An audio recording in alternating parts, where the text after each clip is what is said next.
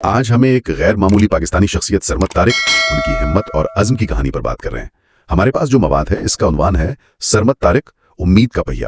یہ ایک تحریر ہے جو ان کی زندگی کے اہم پہلوؤں کو سامنے لاتی ہے۔ تو مقصد یہ ہے کہ سمجھا جائے کہ کیسے ایک شدید حادثے کے بعد انہوں نے نہ صرف اپنی زندگی کو آپ کہہ لیں دوبارہ ٹریک پر لایا، بلکہ دوسروں کے لیے بھی ایک مثال بنے۔ آئیے ذرا سفر کو دیکھتے ہیں۔ سرمد طارق کی کہانی شروع ہوتی ہے ایک ایسے نوجوان سے جو بہت ایکٹیو تھا، زندگی سے بھرپور، ایتھلیٹک، خاص طور پر سوئمنگ کا شوق۔ پھر 15 سال کی عمر میں ایک عام سا دن تھا، تالاب میں ڈائیو کرتے ہوئے ان کی زندگی میں ایک بڑا حادثہ پیش آیا۔ جی ہاں، مطلب غوطہ لگاتے ہوئے سر تالاب کی تہہ سے ٹکرایا اور نتیجہ ریڑھ کی ہڈی کو شدید نقصان، جسم کا نچلا حصہ مفلوج ہو گیا اور وہ آپ سمجھے ہمیشہ کے لیے ویل چیئر پر آ گئے۔ اب یہ کسی بھی نوجوان کے لیے تو تباہ کن ہو سکتا تھا نا، لیکن ماخذ بتاتا ہے اور یہ بات قابل ذکر ہے کہ اسپتال میں ہی انہوں نے اپنے والد سے وہ الفاظ کہے جو بہت مشہور ہوئے: اگر میری ٹانگیں نہیں چل سکتی تو کیا ہوا ابا، میرا حوصلہ تو آج بھی دوڑتا ہے۔ سوچ کے زاویے کی طاقت کو ظاہر کرتا ہے۔ امید کا پہیہ جو ماخذ ہے وہ اس نقطے پر بہت زور دیتا ہے کہ یہ صرف الفاظ نہیں تھے، یہ ایک گہری سوچ تھی کہ اصل لڑائی تو ذہن کی ہے۔ اتنی کم عمر میں یہ سمجھ یہ واقعی بہت کم دیکھنے کو ملتی ہے۔ بالکل، اور یہی ذہنی طاقت پھر ان کے اگلے اقدامات میں نظر آتی ہے۔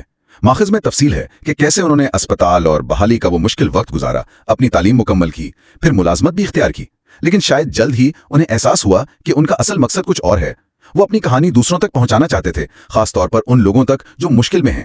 تو اس طرح وہ ایک موٹیویشنل سپیکر بن گئے۔ اور یہ تبدیلی بہت اہم ہے، مطلب اپنی ذاتی جدوجہد کو ایک عوامی پیغام میں بدل دینا۔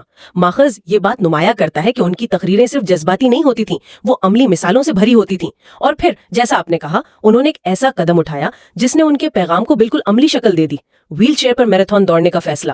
یہ صرف ایک ذاتی چیلنج نہیں تھا، یہ معاشرے کے ان تصورات کو چیلنج کرنا تھا جو معذوری کو بس کمزوری سمجھتے ہیں۔ بالکل صحیح کہا، اور یہ فیصلہ آسان تو نہیں رہا ہوگا۔ امید کا پہیہ میں ان کی ٹریننگ کی مشکلات کا بھی ذکر ہے۔ سخت موسم میں پریکٹس کرنا، ویل چیئر کے اپنے مسائل اور لوگوں کی آپ کہیں حیرانی یا کبھی کبھی منفی رویے بھی، لیکن وہ ڈٹے رہے۔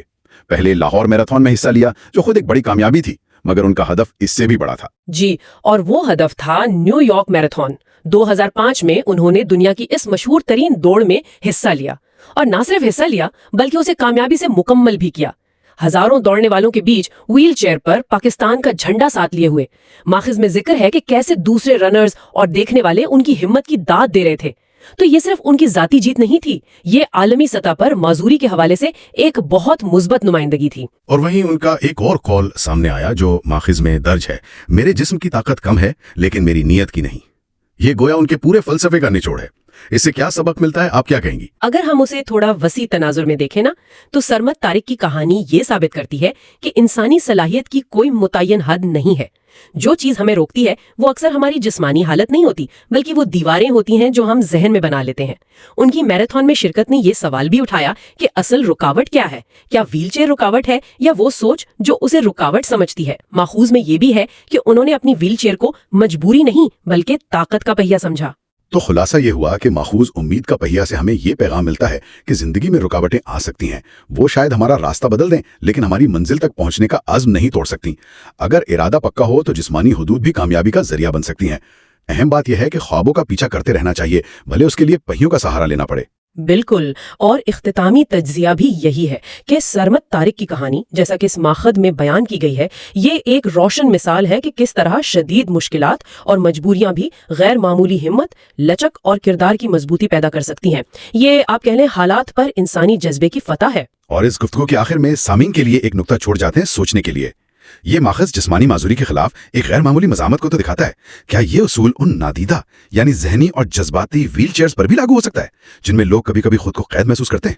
شاید اس پر سوچا جا سکتا ہے کہ ہم اپنی اندرونی رکاوٹوں کو پار کرنے کے لیے سرمد طارق جیسی ہمت کیسے لا سکتے ہیں۔